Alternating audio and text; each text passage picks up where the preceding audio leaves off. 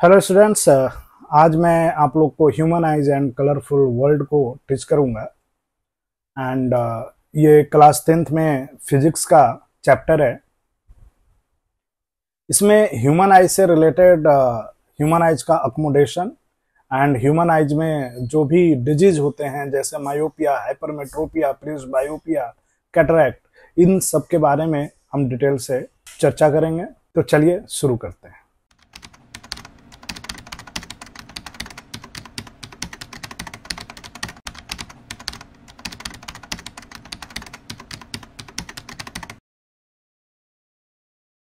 तो चलिए शुरू करते हैं। हमारा जो पहला टॉपिक आज का होगा अभी का, that is accommodation of eyes. इसमें हम ये देखेंगे कि आई लेंस अपना फोकल लेंथ, अपना साइज कैसे चेंज करता है नियर बाई ऑब्जेक्ट या दूर के ऑब्जेक्ट को देखने के लिए। तो हम इसमें ये देखेंगे कि an eye can focus the images of the distant objects as well as the nearby objects on its retina. जैसा कि हमें पता है कि जो इमेज बनता है वो हमारा रेटिना पे बनता है, एंड आई लेंस का जो फोकल लेंथ है वो हमेशा फिक्स नहीं होता, या हम ये बोल सकते हैं कि ये कभी भी फिक्स नहीं होता। जैसे हम अभी बिल्कुल नजदीक का, जैसे मैं अभी रिकॉर्ड कर रहा हूं तो मैं अपनी स्क्रीन पे देख रहा हूं, तो ये हमारा नियर बाई ऑब्जेक्ट है। अभी मैं सामने में देख रहा हूं, हमारे सामने में दरवाजा है, बल्ब है, ये सारी चीजें हैं। या और अगर मान लो कि यहाँ का दीवार टूट गया है तो और बहुत दूर में देखूंगा। तो हर चीज को जो मैं देख रहा हूं वो हमारे रेटिना पे बन रहा है। अब यहाँ पर समझने वाली चीज ये है कि अगर सारी चीज रेटिना पे बन रही है तो जैसा कि लेंस में आपने पढ़ा होगा कि इवन हम ऑब्जेक्ट का पोजीशन अगर चेंज कर दे तो उसका इमेज की पोजीशन चेंज कर जाएगी, लेकिन यहां पर इमेज हमेशा रेटिना पे बन रहा है।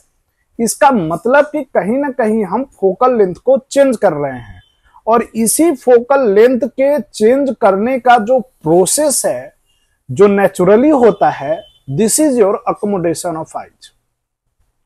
यानी अकोमोडेशन ऑफ आइज में क्या होता है कि near by object, far object या कहीं का भी ऑब्जेक्ट, जैसे जैसे हम अपना ऑब्जेक्ट डिस्टेंस घटाते हैं, बढ़ाते हैं, उस हिसाब से हमारा फोकल लेंथ, हमारे आइज का जो लेंस है उसका फोकल लेंथ उसके अकॉर्डिंग एडजस्ट होता है, और उसका image real, inverted and diminished image जो है वो रेटिना पे बनाता है। यानी कि ओवरऑल हम ये बोल सकते हैं कि अकोमोडेशन ऑफ आइज में हमारे जो आइज लेंस हैं वो अपना फोकल लेंथ चेंज करता है। अगर मैं पॉइंट पे आऊं तो जो मैंने यहां पर पहला पॉइंट आपको दे रखा है, that is an eye can focus the images of the distant objects as well as the nearby objects on its retina. इसको मैंने डिस्कस कर लिया। The focal length of the eye lens is changed by the action of ciliary muscles। आप अगर यहां diagram में देखेंगे, ये दोनों हमारे सिलियरी मसल्स हैं, और ये दोनों सिलियरी मसल्स ऊपर नीचे करके फोकल लेंथ को कभी वाइड कर देते हैं, कभी थिन कर देते हैं, कभी थिक कर देते हैं। आप ये देखिए, जब हम डिस्टेंट ऑब्जेक्ट यानी फार ऑब्जेक्ट को जब हम देख रहे होते हैं तब हमारा ये आई लेंस को आप देखो, ये थोड़ा सा पतला है, और जब हम नियर बाई ऑब्जेक्ट को हम देख रहे हैं तब इस लेंस को देखिए, ये आपका थोड़ा सा मोटा है। यानी कि ये जो सिलियरी मसल्स है ये हमारे आई लेंस को रिलैक्स्ड एंड कॉन्ट्रैक्ट करता है। रिलैक्स में हमारा आई लेंस थिन होता है, और जब ये कॉन्ट्रैक्ट करता है, नीचे की तरफ जब धक्का मारता है, तो उसमें क्या होता है, आई लेंस और हमारा बल्जिंग आउट होता है, उससे हमारा फोकल लेंथ कम हो जाता है, और आइज का कन्वर्जिंग पावर जो है काफी ज्यादा बढ़ जाता है।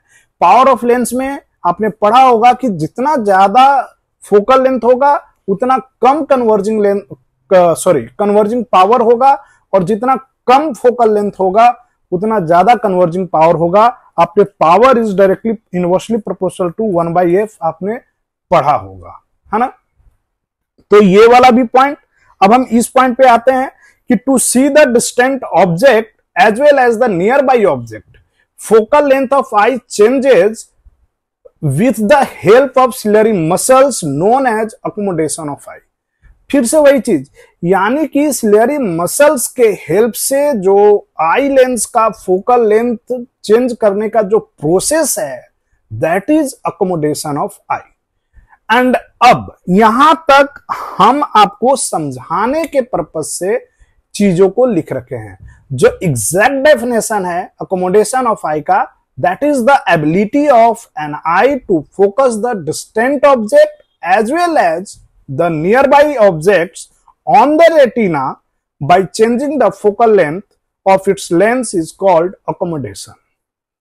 यानी कि दूर की चीज या नजदीक की चीज को देखने के लिए, इमेज को रेटिना पे बनाने के लिए जो सिलेरी मसल्स के हेल्प से जो लेंस का विड्थ या लेंस का जो फोकल लेंथ है वो जो चेंज होता है, that is your accommodation of eye. एक चीज यहां पर जो भी मैंने स्क्रीन पे दे रखा है, इन चारों पांचों पॉइंट को एक बार आप अच्छे से पढ़ लीजिए। अगर इसमें कोई डाउट है तो आप कमेंट एरिया में कमेंट कर दीजिए, फर्दर मैं उसको रेक्टिफाई कर दूंगा।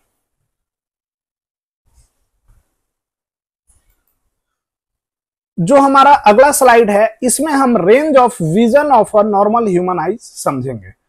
हम ह्यूमन के आइज का विजन के लिए एक रेंज है। अगर मैं आपसे पूछूं कि आप मैक्सिमम कितना दूर तक देख सकते हो, तो बोलोगे सर मैं ना ट्री भी देख लेता हूं, मैं चंदा मामा को भी देख लेता हूं, सर सन को भी देख लेते हैं, स्टार्स भी नजर आते हैं।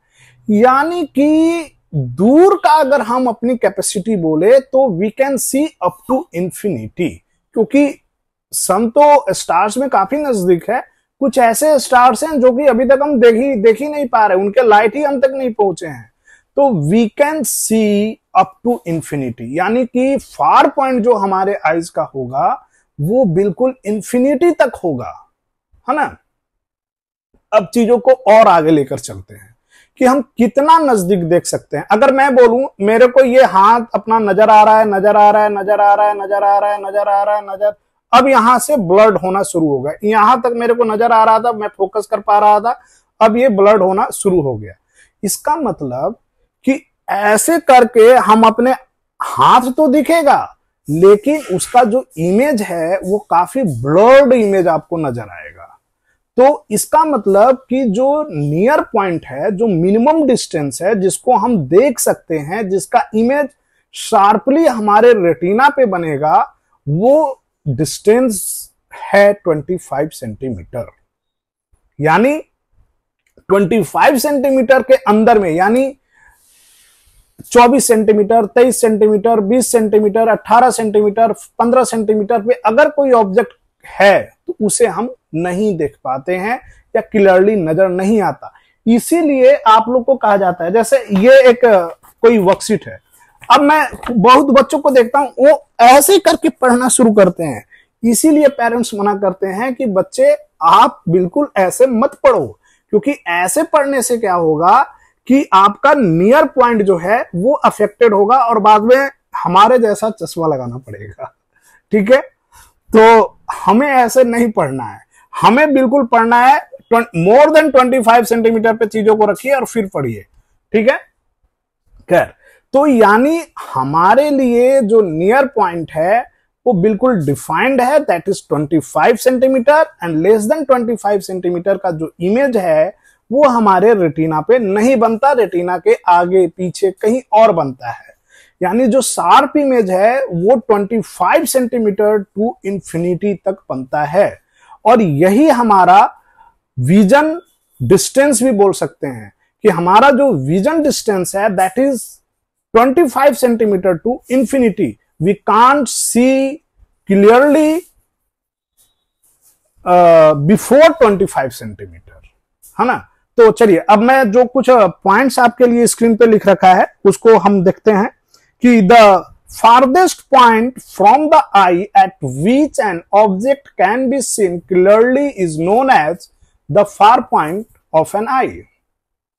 जो दूसरा पॉइंट है, the far point of a normal human eye is at infinity, जो कि अभी मैंने बताया भी कि फार पॉइंट हमारा क्या होगा, इंफिनिटी। हम चांद तारा सब कुछ देख लेते हैं, ख्वाब भी देख लेते हैं, लेकिन ख्वाब जो है दिमाग के अंदर चलता है।